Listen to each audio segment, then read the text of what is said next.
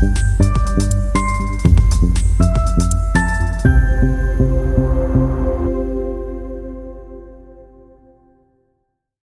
evening, everyone. I want to thank you so much for joining us today for our webinar, Leaving a Legacy, the Role of Insurance in Estate Planning.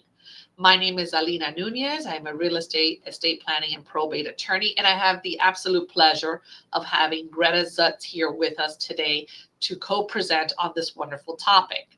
I want to start off by saying that this is a pre-recorded webinar, but if you do have any questions, please feel free to put them in the chat, or also there is a ability to click and ask a question, and we will be monitoring the chat for any questions that you have.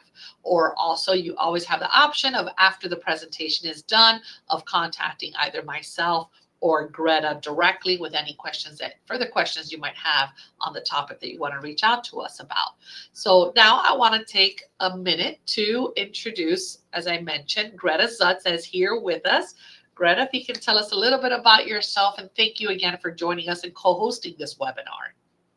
Absolutely. Thank you, Alina. And I just want to say right off the bat that finding an estate planning and probate attorney like yourself for clients is probably the number one thing. When you move to a new location, if you have kids, you find a pediatrician. If you have pets, you find a veterinarian. You should find a PCP for yourself, I find. But also for me, for my clients, probably the number one thing when we're working with clients, we're working on everything financial with a hyper focus on their insurance. And sometimes when we say insurance, people just think of health insurance or whatever insurance they're dealing with in the moment. For us, the real important thing that we're going to focus on today is the role of life insurance, specifically in an estate plan. And someone said to me many years ago, you're an insurance person, you handle life insurance. Do you think you also help with estate planning? I said, I don't know. What's the answer? And they said, the answer is yes. You're ultimately, every time placing a life insurance policy, needing to also probably refer that client to an amazing estate planning attorney like yourself.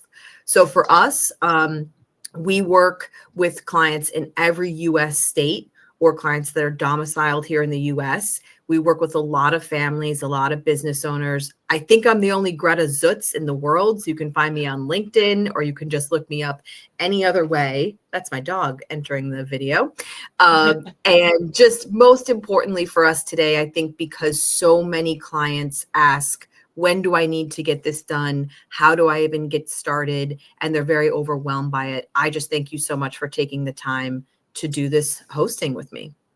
A little bit about you too, because your clients might know a single piece of what you guys do, but could you just also share with my audience all the things your firm does? Sure, absolutely. And if you don't mind, on the next slide, we'll have a little bit of information about both of us for the audience. So I am an estate planning, probate, and real estate attorney. I joke around, say I'm a dirt lawyer. Anything that deals with a piece of dirt, whether it's real estate related or estate planning and probate related. Our greatest assets that we usually leave behind is property. So my job is how to protect that property for you during your lifetime, for generations in the future, to protect that legacy that you are leaving. Because again, that's what we all work so hard for, right? To build that generational wealth and pass it down to our children and grandchildren, and hopefully knowing that the day that we are not here, we've done our job and helped set them up as best as possible and kind of left them with some sort of an inheritance or something to build upon. So that's what we do here. We handle the estate planning side with the focus of not only the present, but the future. And like I tell my clients, you're going to get comfortable speaking about the uncomfortable, which is death. But that's reality. So, that is our focus with the estate planning. And unfortunately, if clients did not take care of their estate planning, we handle the probate administration. So I think that's what brings, what I bring to the table as far as unique is I know what happens when you don't do proper estate planning and having to go through probate and that headache you leave your family. I also, from a real estate side, from a title agent side, I know the headaches and the issues that can come up if someone passes away or doesn't do proper estate planning and with properties that they purchase or they sell. So our firm kind of handles those three practice areas, which are very, related to each other. I love that. What's the quote about certainty of death and taxes? I mean, there it is right there. Sometimes. There's no escaping it. So today I do want to focus on, I'm going to speak a little bit first about the estate planning part of it, different tools that we use in estate planning, and different documents that are essential, not only while you're alive, but also to protect it for the future. So in our next slide, we talk about the tools that we use in estate planning. Some of these maybe you've heard loosely before, maybe you've even done estate planning, but you've maybe did it several years ago and haven't kind of reevaluated your plan. So we have wills, last will and testaments, common. I'm sure most people have heard that. I'm going to write you out of my will type of thing. If a person dies intestate or intestacy, it means they die without any estate planning in place. Designating beneficiaries on bank accounts or even life insurance policies. I'm sure we'll touch upon that. And trusts, creating a revocable living trust as a way to avoid probate and have a little bit more of a robust estate plan to protect your assets. So we're going to talk about these further. We're going to highlight what a will is, what happens if you die without a will and test, as I mentioned, and why it's critical to, name your beneficiaries on all of your documents, and how a trust is better than a will and the differences between them. So that way it all depends on your specific, situation. So what to expect in this presentation? As I mentioned, we're going to explore estate planning essentials, help you make, hopefully help you start thinking about these critical decisions that you need to make for your family, for the assets that you have, even medical care, and discover how to secure that legacy for the future and ensure your wishes are fulfilled, regardless of your family situation. Again, Greta, I'm sure same thing goes for you. When people come to me, they're like, "Oh, well, I just want a will, or I just want something. I don't have a lot. Mine is very simple." Well, it's not always like that.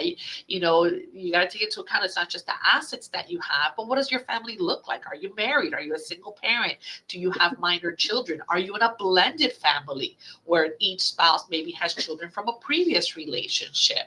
These all go into the estate planning. It's why it's important, to have those proper documents in place. So what is estate planning?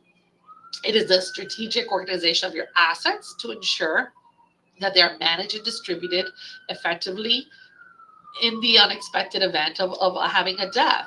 So what is our asset? People just think, okay, money or houses. No, we're talking about cars. We're talking about even furniture, personal effects, jewelry, life insurance policies. That's an asset that we have, investment accounts, anything like that. That all makes up the value of our estate. So when you're looking at what am I worth, what is my estate worth, it's not just your home and it's not just the money in your bank account.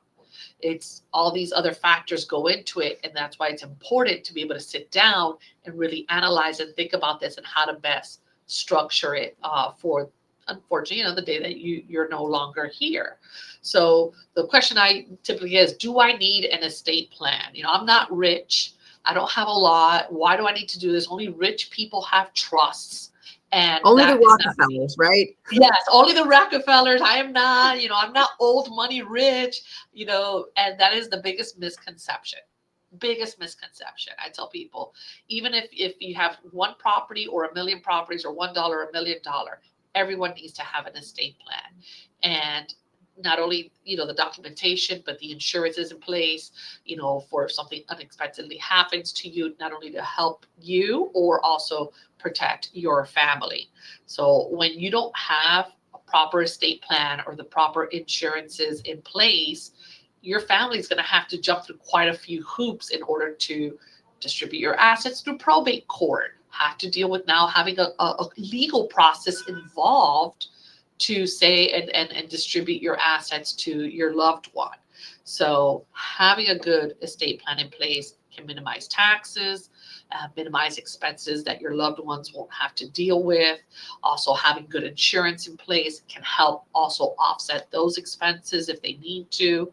And it'll prevent also from your assets or your probate from being a public matter, because anything that's with the court is public. So those are all things to consider. If privacy is a big thing for you, then definitely having a proper estate plan can give you that privacy that you want.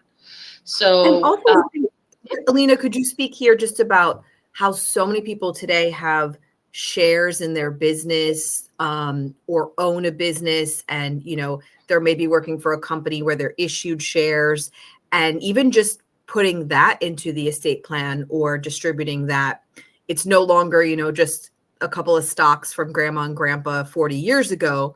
It's some pretty big interest within companies, and that also needs to be a trigger for people to contact you, right?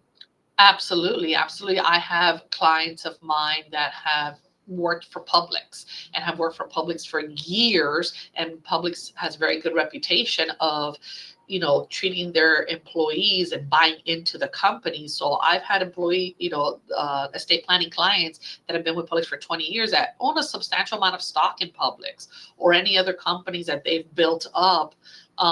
And are a 50% owner or 100% owner of this, company. And all of that gets handled through a proper estate planning and a trust. That's why, it's very important to sit down and get an idea, but absolutely, because if not, and you'd be surprised on even how many people who have stocks or, any sort of interest might not have a beneficiary named on that. And I always, again, I tell my clients when I sit with them and do my initial consultations, I'm like, chances are that by the time we're finished here, you're going to have homework. And I'm going to give you homework. And your number one homework is going to be to double check that you have beneficiaries on your life insurance policies, you have beneficiaries on any other type of investment accounts, 401ks, IRAs, anything, money markets, annuities, because you would be surprised on how many probates could have been easily avoided if they had simply double checked their documents and made sure that they had the proper beneficiaries or assignment of those assets to whoever they wanted to inherit it once they passed away. And this even includes like that, stock certificates or interest in a company. We do assignments of that interest to a trust. So that way, when they pass away, it passes through the trust. So absolutely. Absolutely.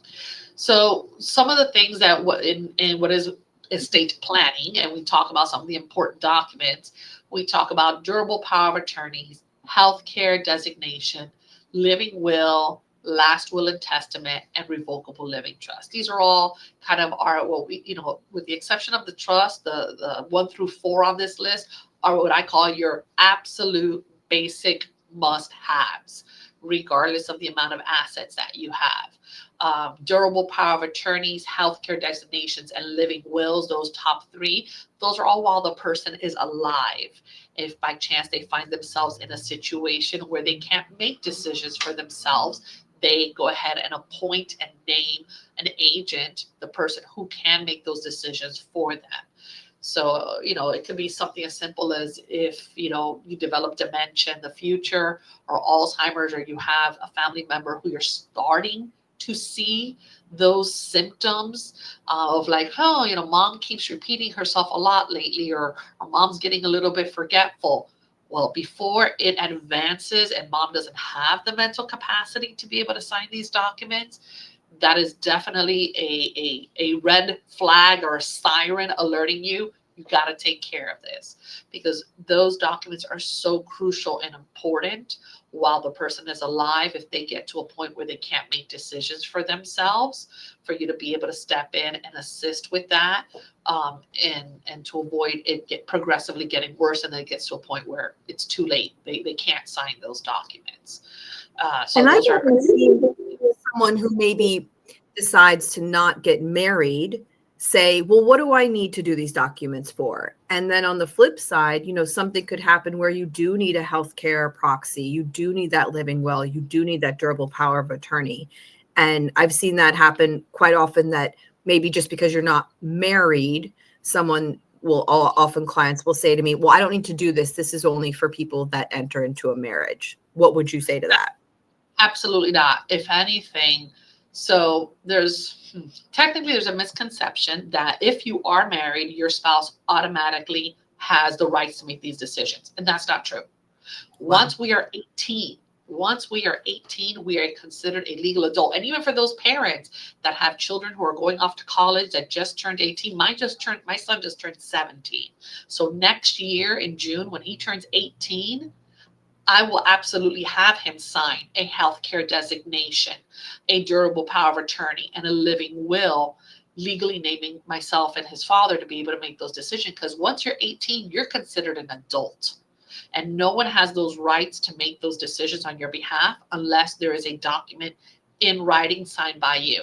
So people that are married, yes, typically when we go to the hospitals will ask, oh, this is your husband, and they let you. But I have been in a situation where I have seen, actually not a person, but my client was in a situation where, so long as everything's okay, and I was like, I say kumbaya, the hospitals, will deal with you. The minute there's a conflict, that's where the hospitals kind of step back and go, oh, but wait, who has the legal right to make decisions here? And that's when they'll be like, well, where are these documents? Do you have a living will or healthcare surrogate?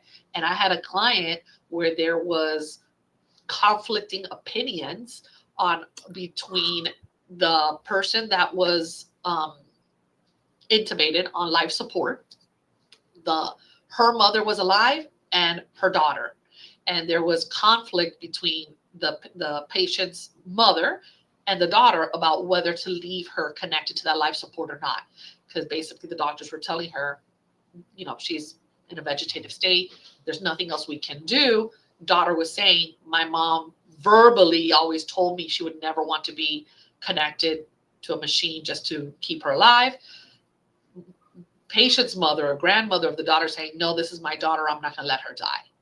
And it in that situation, just because, it's the mother or the daughter, both blood relatives, there was nothing in writing. So they actually had to go to court. Like, how sad is that? That you're dealing with this situation was already difficult enough. And now you have to start a legal process because nothing was left in writing as to her wishes or who she would name as the person to make that decision. And unfortunately, because the patient did not have these documents in place, the daughter and the grandmother kind of had to go to court against each other to see who would be legally the one to make that decision on the mom's behalf. So that's why these documents are so important. And this was an unexpected situation. The patient was not an elderly lady. She was in her early 50s. She went in to have a procedure done that went bad. And it got complicated. And at the end, she was on life support for several months and ended up passing away. So that's what you want to avoid. That's what all these documents avoid. It lets you take control as the person of, if I'm ever in this situation, these are my wishes, this is what I want, and this is who I'm entrusting to make these decisions, versus leaving it in the hands of a judge.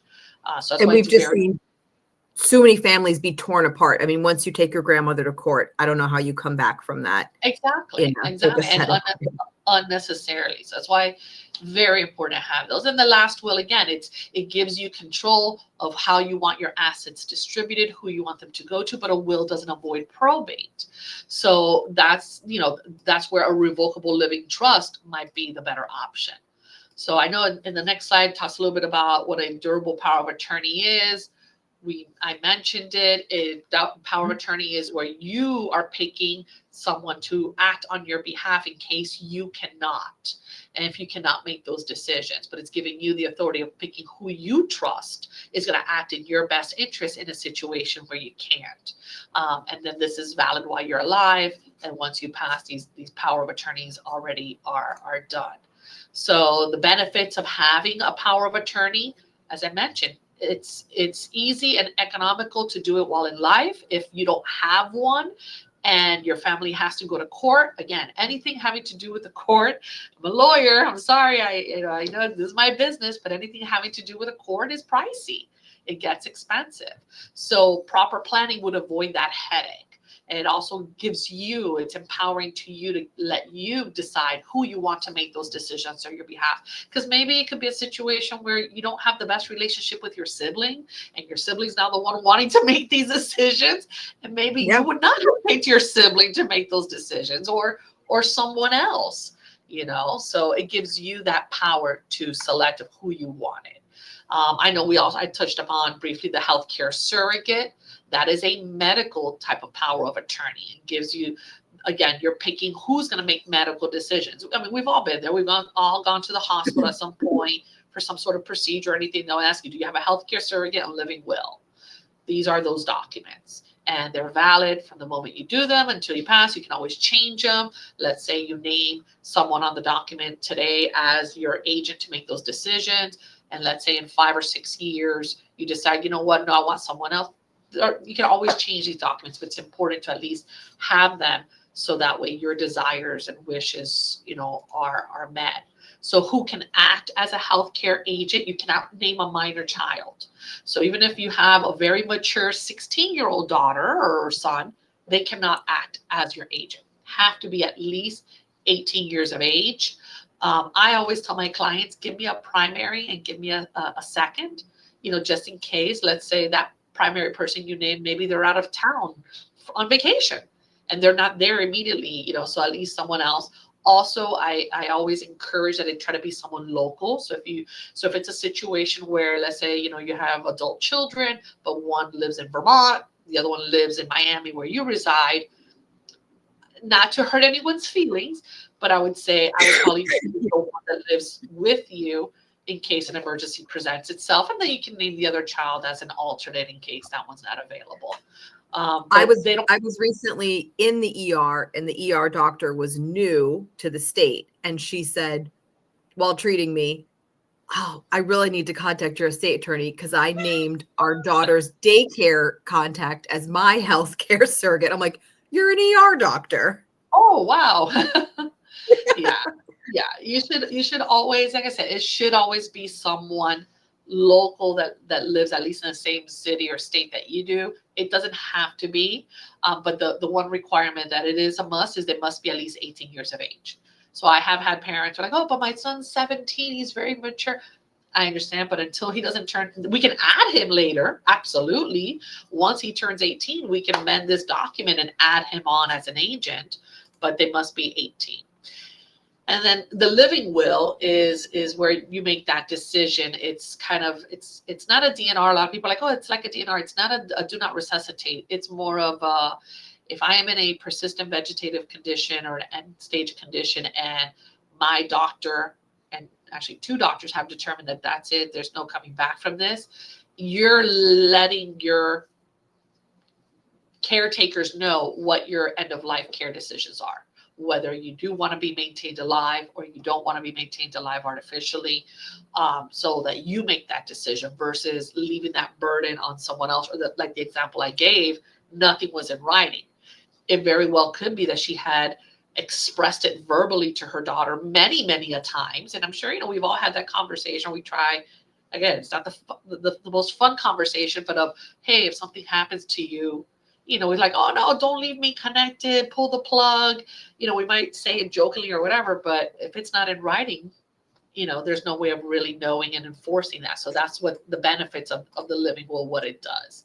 So the advantages of a living will is it lists out the care that you want to need in that type of situation, like the end stage, and whether or not you want to be maintained alive artificially. And you're taking that burden off your family. You're saying, these are my instructions, follow them, versus would mom had wanted this, would dad had wanted it, and you're torn. And again, you're dealing already with the emotional toll this all takes on us, in addition to then having to make these decisions. So that's why it's important. And then we go to our last will and testament. So our last will is our instructions, as I like to say, here on earth when we are no longer here. And it talks about how you want your assets to be distributed. But the one kind of downside to just having a will. It does not avoid probate. A lot of people believe that, oh, but I left it set in my will that I leave my house to Greta, so that's it. It's Greta's. Yes, it is, but Greta's going to have to take that will so that a judge legally transfers that house to Greta. So wills are good. Wills are important. It depends on your situation, but they're not always the best tool to avoid probate for, assets. If you have minor children, things like that, a trust is always. So the advantages of having the will is you control what happens with your property and your assets that you're going to be leaving. You can name who you want the personal representative to be to take care of handling all that process. And, you avoid certain individuals receiving more or less than what you have wanted. So if you don't want everything to go evenly distributed, because maybe you gave certain assets or monies to one of your children during your lifetime, and versus another one, you can go, okay, well, I already helped Susie out and gave her money to buy her first home.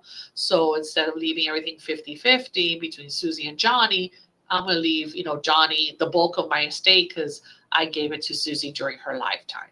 So without a will, you can't do that. Everything would just go evenly distributed. Or maybe you have a situation where you want to disinherit either a family member, a child, we don't have to leave our children anything. And I've had clients like that have not had the best relationships with a child. And I'm talking about an adult child. And they've said, you know what? No, I don't want this person to inherit because I don't have a relationship with them. And I just want to leave it to my other children or however they want, or even to a nonprofit. I've had that happen as well. So that's the advantages of having a will. It gives you that ability to control how you want your assets to be distributed, but it does not avoid having to go through a probate process. Then one option we do have is a revocable living trust. So the revocable living trust, those do avoid probate. They provide privacy to the trust owners. A will becomes public. Once it gets filed with the court, it's a public document. A trust does not. It does offer that privacy to the trust owner and to the beneficiaries. It can help minimize estate taxes, which is always a good thing. And it can include any type of assets, whether it's real property, possessions, bank accounts, life insurance. There's, ILITs that we can set up. Other types of trusts, depending on the size of your estate. If you're what we consider a taxable estate, then you might have more than one trust. And there's different trusts for different purposes. This morning, a client of mine that has a very sizable estate called me to make some changes because they're going to be traveling. And we did actually, 3 trusts for them. We did one for each of the respective spouses because they each had certain assets under their names. And then we did kind of a joint, bypass kind of family trust. And it really depends on the situation and the person. And same thing, I'm sure, when they have life insurance or other insurance vehicles to set it up through those trusts. So the benefit. You hit on it perfectly, but we always say with the trust, like sometimes I'll get clients either a little confused by trust work because you see social media, you see some celebrities saying, here's how to get rid of everything in these 4 steps. And I'm like, if it was only that easy. It's not that it's hard, but I wouldn't follow instructions from the TikToks and the social media. Please find an attorney like Alina. And also it doesn't happen in a second. You shouldn't maybe use a legal Zoom or something like that, not to, name those online things, but really work with someone who's a professional. And in our world on the insurance side, the trust, we have to sometimes just remind clients, is the document. The trust isn't making your minor children, trust fund kids that are not going to grow up responsible.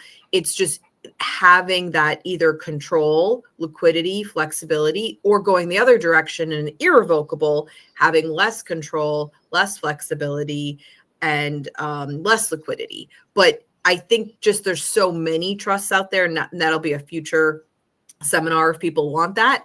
But the idea that the word trust, I can see a client sometimes recoil and go, oh no, that means something so overwhelming. And it's really just the document that then creates more flexibility or not, right?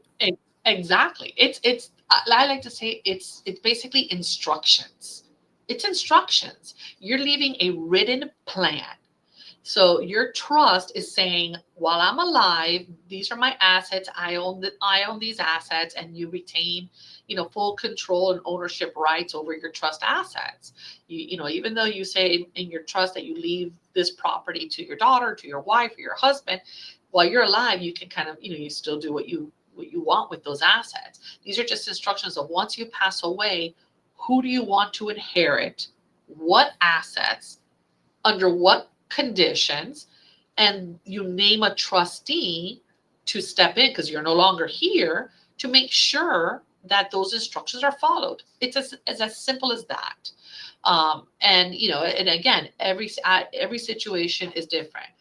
As the trusts get more complex, or if you need to have different trusts, those are all based on the size of your estate. And yes, larger estates will require more complexity, but I do simple revocable living trust every day, twice on Sundays for my clients, where it's simple. They have their house, maybe they have an investment property. Oftentimes they'll have their primary home and maybe one investment property, and some money in a bank account or like an investment account. Maybe they have a life insurance, and they might have a minor child. So their concern is, the day I die, I want my child to inherit everything, but right now my child is 6, let's say. So, and if heaven forbid you get hit by a bus tomorrow, well, obviously a 6-year-old can't manage their own assets. So who are you going to trust to step in, manage those assets for that 6-year-old until they reach either 18? Or I've had clients that say, you know what, at 18, they're not very mature. They might not have their head on right. We can leave it in that trust until they turn 25 or until they turn 30. Or I've had, clients who have put a condition of they need to graduate with a college degree, or, something, else or to effect. That's what a trust kind of gives you. It's your instructions that says, once you've met this requirement, this is then what, you inherit.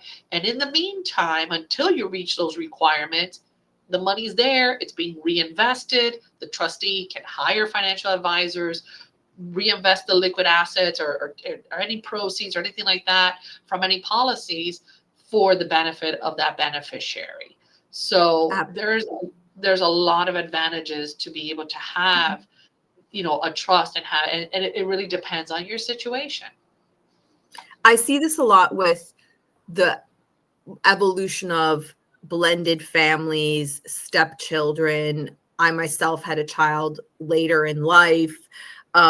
So the idea that, as the definition of what family is, and how some people are having children as full single parents. And like you said, with life insurance is not going to cut a check to a minor child. Some life insurance carriers will let you list a minor child as a first line beneficiary, or even a secondary or tertiary beneficiary. But just because you list the minor child, much like your example before, for a very responsible 16-year-old, think of it as like the charity check, that you win, or the lotto check. They're not going to hand that minor child the physical check. So that's where also the trust work comes in, as the owner or the beneficiary, with your wishes. And I think that's probably like the number one myth I see with clients is they'll put some life insurance in place, name the other spouse if there is one, and then they'll go right to the minor children, which the carriers will sometimes allow. My mind, they shouldn't allow, because again, it won't actually pay out to a minor. Because what's going to happen if they, let's say, heaven forbid, the spouse predeceases, right? So instead of it going down to the spouse, it jumps to the child. Now they're going to have to open up, whoever's named as guardian of that child is going to have to open up a guardianship with the court. So again, legal process. So we're talking about expenses, hiring attorneys, having the court involved in your life now, telling you what you can and cannot do. Open up a guardianship, so then that life insurance can be paid out to a guardianship account for that minor child until they turn of age. And depending on how long that is, you'll have that process, that legal process open every year, and it becomes a headache. So I agree with you. Definitely. I always tell them, if you leave the spouse as the primary, but definitely instead of the secondary, instead of a minor child, we name the trust. And that way it funnels all the way in through the trust. And then the trustee can then turn around and reinvest it in another type of, account or what, until that child reaches the age that you stipulated that trust. So absolutely. I always tell my clients, never name, even if they let you, do not name a minor as a direct beneficiary on anything, because it's going to be a headache. And to your point, they will let you, but that's why we really say, try not to use these online services, work with a professional, and ask your, I like when clients say to me, what's the future? Who do I contact? What if you do decide to retire? I'm not going to retire tomorrow, but if my child doesn't come into the business, or I don't designate someone to take over my business, which is not my plan, but it happens a lot with insurance advisors and brokers. So it's really your right as a client. Ask, well, is there a portal for me to update this? Is it a paper update that I would do? I'll never forget a horror story of a client. Her husband passed. He was very sick before he passed, and he had a very large pension. And he said to her, I've changed everything to you and our newborn child, but upon his death, everything was going to his ex-wife. And she was not going to share with that new spouse or with the new child. So he said, I updated it, but she never asked for proof. She just trusted him. And it would have been a document that had to be signed at the time or notarized at the time with the pension. So no, I'm not saying don't trust your spouse or your partner, but sometimes using a third party, using an attorney like you, going to your financial advisor like me, and just making sure that you see that physical update on your portal, if your carrier has that, or on actual paper. Absolutely. And that's the homework, like I said, that I give all my clients. Even if you're like, oh, I think I do have a beneficiary. No, just take a day, make an appointment at Wells Fargo, wherever you bank, and just go in person and double and triple check, just kind of to have that peace of mind.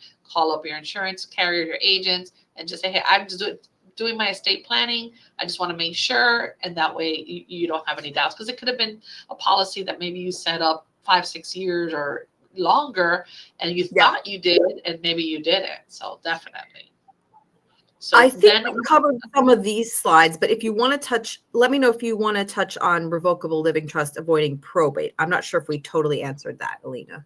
Yeah, absolutely. So the next one talks about the difference between a revocable living trust and a last will and testament. As I mentioned, there are some differences between the two. The two, kind of the end goal is sort of the same, where it's to distribute your assets, where you're making the decisions on how you want your assets distributed, but they go about it in different ways. The revocable living trust avoids probate, is private. It does not get filed with the court. It does not get recorded. It's not public records. And it gives you a lot more ability to kind of determine how you want your assets distributed.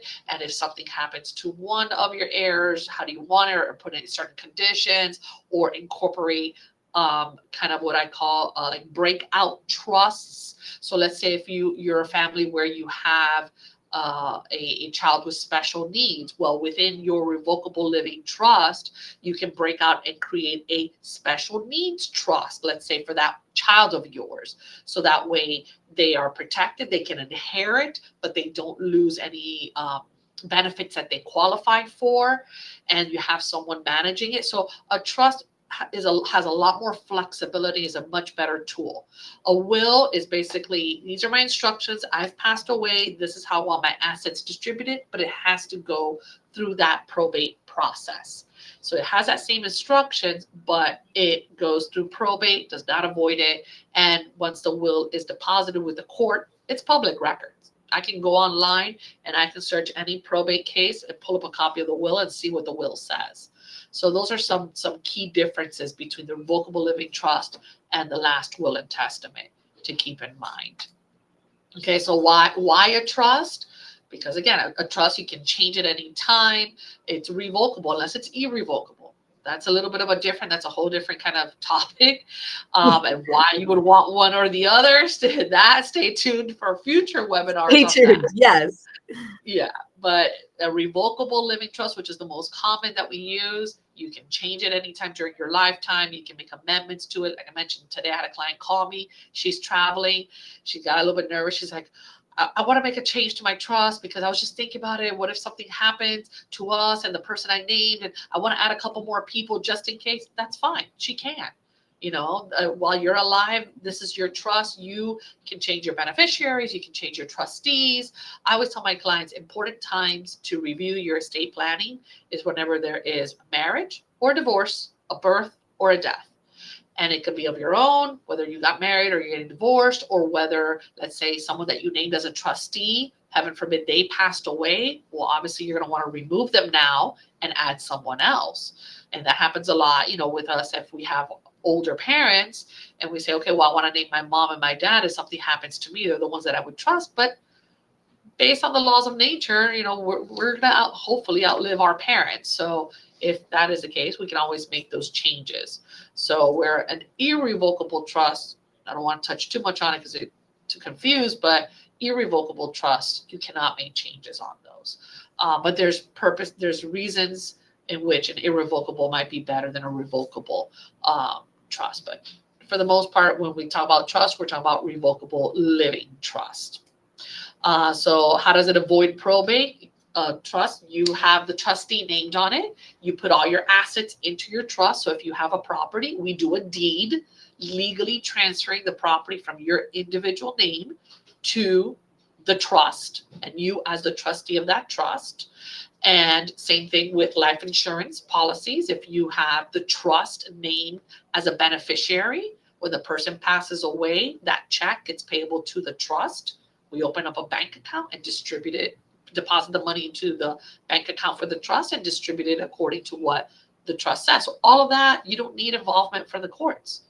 You're leaving all your instructions and everything done with the trust. But you got to make sure, and this has happened to me, where, as you mentioned earlier, people go online and they set something up and they figure, oh, I created my trust.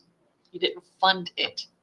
That's a very critical part. It's not just creating the trust, it's also funding it. And funding it means putting those assets into the trust. And I had a client come to me, their children, it's like, oh, but my mom, and it breaks my heart because the mom genuinely thought that she left everything in order for her kids to avoid probate. And when they came to me with this trust done and everything, and when I pull up the properties, I'm like, they're still in your mom's names. She never transferred that property into the trust. It's in her personal name. So it has to go through probate. And so it kills me because they were like, oh, wow, she went through all of this and she tried to do everything as best as possible. But that's what we're here for. So make sure it's not only setting up your trust, but making sure it's properly funded. So here on the next here, we talk about some beneficiary designations. And Gretta, here, I'm going to pass this off to you. Talk a little bit about the beneficiaries on life insurance, annuities. Give us any tidbits or information you have on that. Absolutely. Well, most of these contracts, so life insurance policies and annuities, are really just contracts. They're contracts between you, the insured, or the owner. Sometimes that's the same person, sometimes it's not, and the insurance company. And like any contract, when you initiate it, you'll see it right there. Transfer passes outside of probate by contract and is controlled by beneficiary. So we talked a little bit, Alina, you mentioned so many times about the will and still going through probate. The power of just naming a beneficiary in like an inherited IRA. This is something we're hearing a lot about with the huge wealth transfer that's coming from the boomers to the next generation, and life insurance policies, is the power of having a beneficiary named, like my example earlier with the new mom whose husband passed, is whomever's listed on that beneficiary, there's really no contesting it. That's who's getting the check. So the beauty of it is just by having that asset and that contract in place, just by putting the life insurance in place, you've already done a small little bit of estate planning, not the true plan, but you have designated that beneficiary. Much like you said before, Alina, when there's divorce, when there's a death in the family, even disability, even separation or new child or extension of the family in some way, that's another time to look at the beneficiaries. And my cautionary tale here is, if you purchased a life insurance policy, let's say, from a carrier that makes it very hard to find this information, one of two things is happening.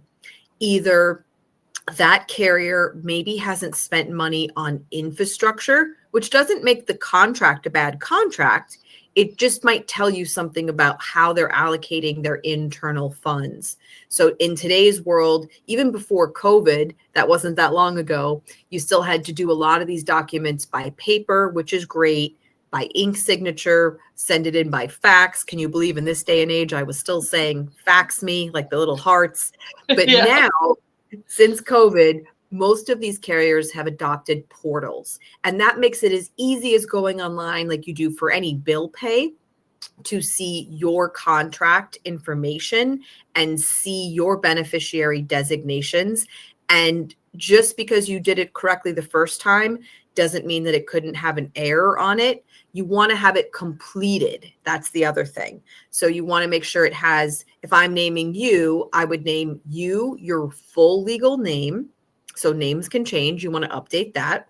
Yeah. Someone's full social, contact information, email, phone number, addresses. We move a lot. That way, upon my death or a triggering event, that the money can be paid to that beneficiary quickly.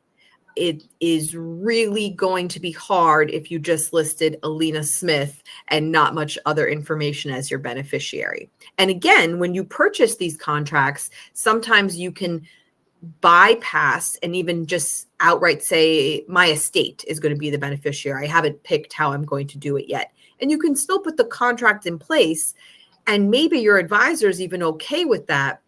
We're not okay with that as advisors. We want to make sure that the clients are really clear on who their beneficiaries are. And you can tell, I'm sure you see this all the time with clients, where they don't know where these documents are.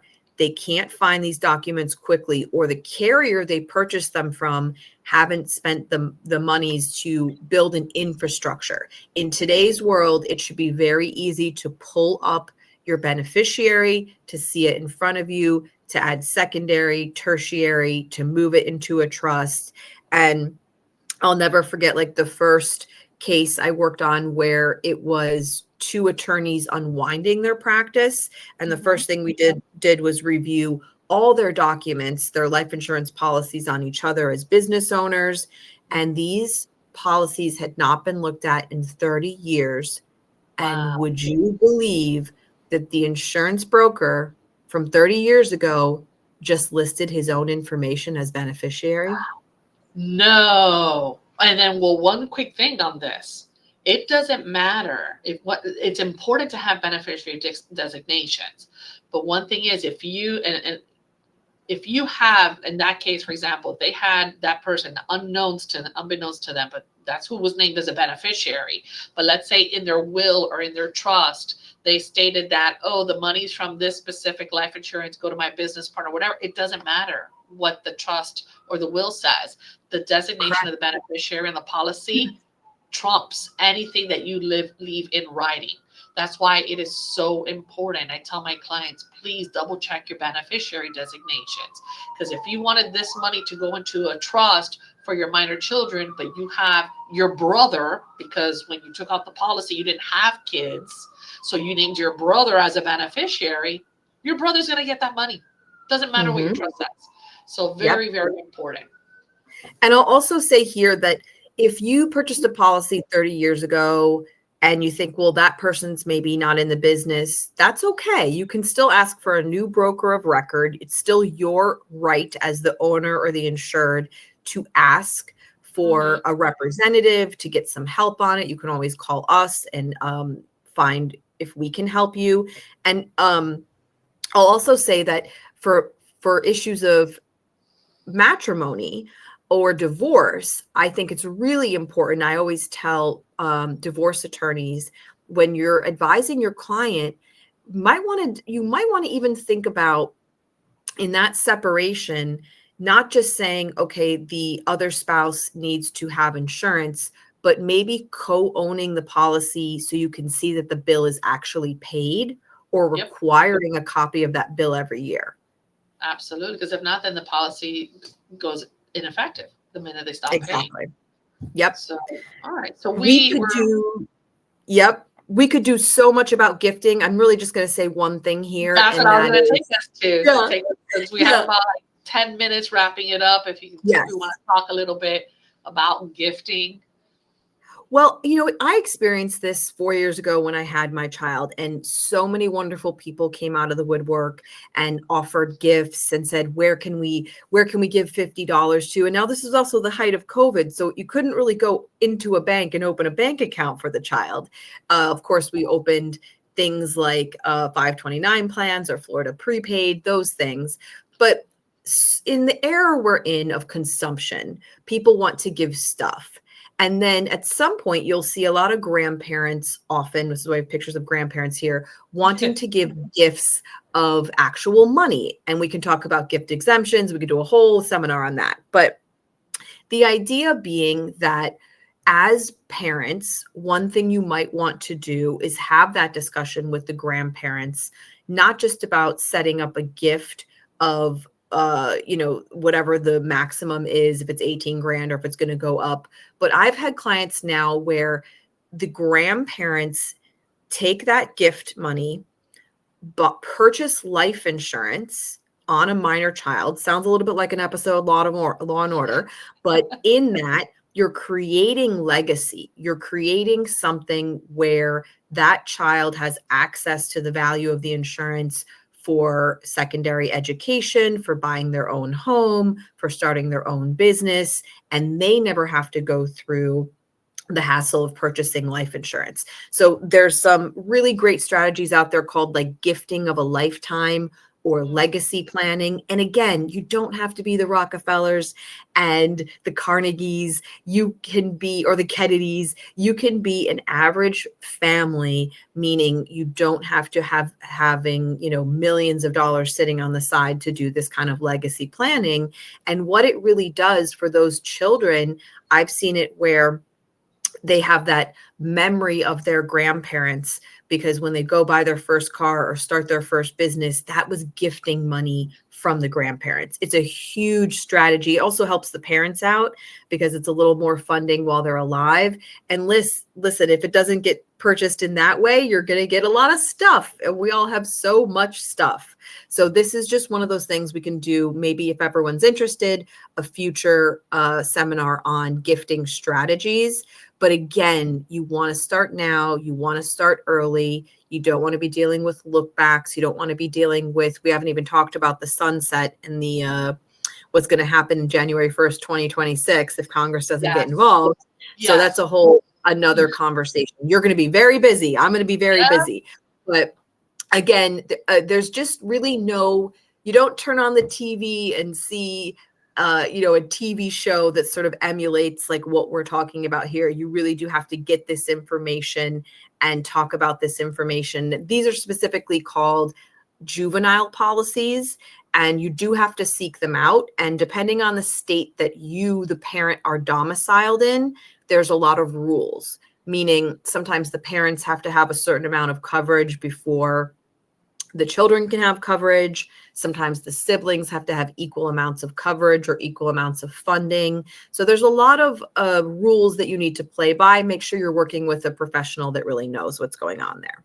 Absolutely, absolutely. So you can make the best and inform. There's a lot of information there and out there. Yep. I'm not saying everything's bad. I've had clients who have sent me TikTok videos or have sent Sure. me, other presentations. Like, is what she's saying or he's saying true? I'm like, yes, but for your situation, it's a little different. Or yes, but there's good information out there, but there's also a lot of bad information, a lot of misinformation, and information that doesn't apply to the person's specific situation. So it's not a kind of like one size fits all type of thing. So absolutely. I'm always reminded of a child of the 80s. I'm reminded of the fat-free wave. And I'm like, if you look back at the nutrition advice of the 80s, I don't think you would agree with it today. So this is just like a because it's food on pyramid social that's media. kind of like flipped upside down from what we traditionally knew it as. Nowadays, it's like Yes. the opposite. Yes. And again, this last slide, I'm just going to touch on it. And I think this should be a really beautiful future plan for a seminar, would be talking about this sunsetting of the estate tax. I don't think enough people are talking about it. We're not hearing about it in everyday news, and it's going to really affect people. Huge tax bills. And we can go into, it's an interesting study. You can look up celebrities that have passed without wills, without estate plans. You can use Prince as an example. You can even use Michael Jackson right now as an example. I mean, you can just look at what they were worth and didn't do estate planning, and then what their heirs are actually getting. And then where is all that money going when it's not going to the heirs? So some really interesting stuff if you study those big cases, and it applies to everyday people. Absolutely. Absolutely. So we talked a little bit about that. And we talked a little bit about the gifting and so I just want to jump over then, if you move ahead to as far as our recap of what we have. Okay, so we've talked about estate assets. We've talked about liquidation of assets, as far as what to do with our assets during our lifetime, to send them over to put them into a trust, have it distributed through a trust.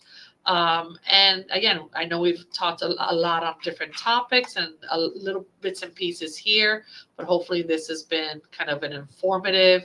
Greta, if you want to go ahead and put up that last slide with our contact information for everyone to have.